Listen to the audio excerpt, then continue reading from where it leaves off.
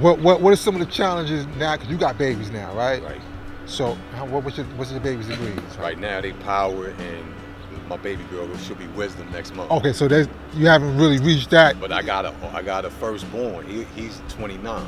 You got firstborn, 29 years old. When okay. I left to go to the feds, he was almost 4 years old.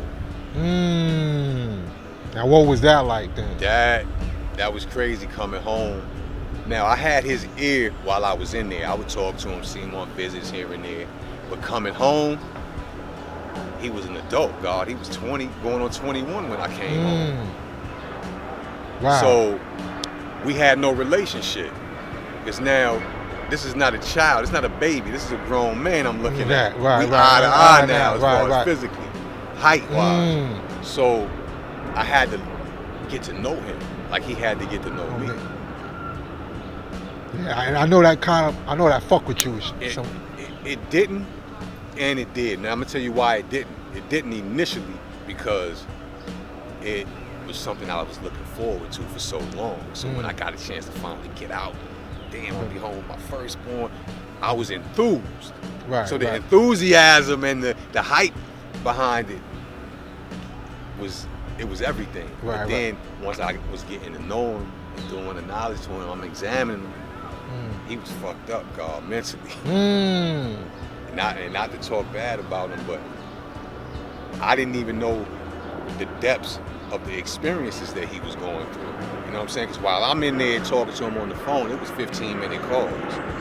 15-minute calls, and he's living life, for real. I couldn't sit there on the phone with him like I could in person for 2 hours and build with him. Really get to the depths of how he feeling and how he see things. Everything is, oh, how you doing? You doing good in school? Or you get that letter I sent you some pictures. All right, well, I'm gonna call you next week.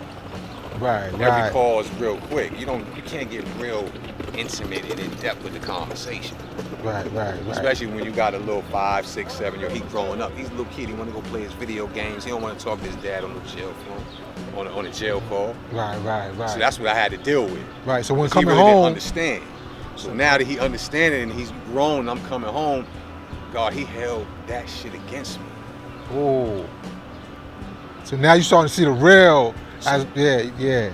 He held the fact that I wasn't there against me, God, and he told me in words. He didn't show me through his ways and actions. He actually told me that, God.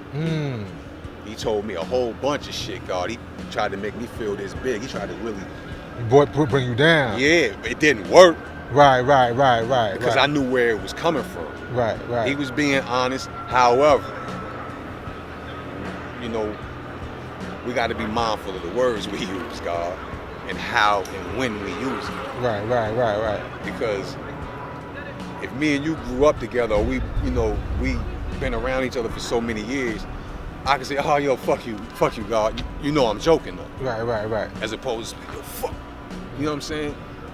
It's energy behind the words, too. Yeah. When your own son is looking at you and he's like this, he mean that shit, God. Where the fuck was you at? Yeah, I know that could really, that could touch you. You know what I'm saying? Like, and it touched me, but what it did was it said, yo, do the knowledge because this is what you need to hear, God. Because you couldn't get this on the phone calls and on them visits. He was hurting while you was gone. You wasn't there. Right. He wasn't telling me no lies because I wasn't there, God. Yeah. Right. I wasn't there in the physical. Right.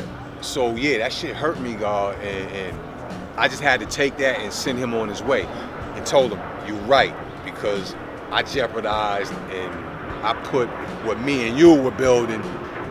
Yeah, I put that and just threw that away for this bullshit, and I got taken away because of that. Right. That whole structure came down because I was taken out of the equation. Right. But I'm responsible for that. I did that.